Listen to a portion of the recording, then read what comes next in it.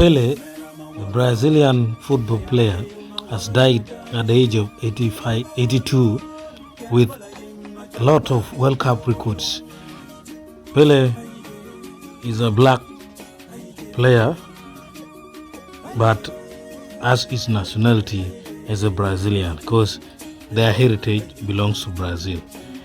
This is the Pelé that many people know, but there is another Pelé, a spiritual kind of Pelé.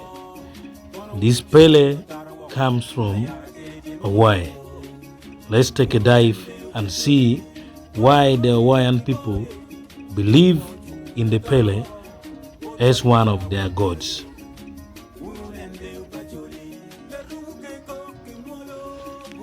Pelé is the Hawaiian volcano deity and elemental force and the creator of this volcanic landscape.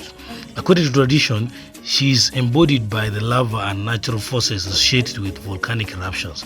Oral history says that Pelé was born in the distant land of Kake and voyaged to the Hawaiian Islands in search of a suitable home. Various accounts place this journey sometime between 850 and 1250 AD. She migrated southeast through the highlands, eventually arriving at a permanent home in Aliba crater at the summit of Kilauea. From Aliba, Pelé dwells and governs the boundaries of Puna and Kau. Ancient Hawaiian Oli or chants tell the Kulena or function of Pelé, creating new land, but also destroying what was once there. He is both destructive and creative in nature. Names like Pelé Naumau, Pelé of the Red Heart, and Pelé Heana, or Pelé the Eater of the Land, themselves are forms of historic accounts that describe our volcanic energy and movement. Her unpredictable and volatile nature has been visible throughout the centuries in the form of glowing lava lakes, earth-shaking fountains, and incandescent ribbons of fiery lava flowing down Kilauea. For many Hawaiians, Pelé is considered Ohana, or family, and is revered.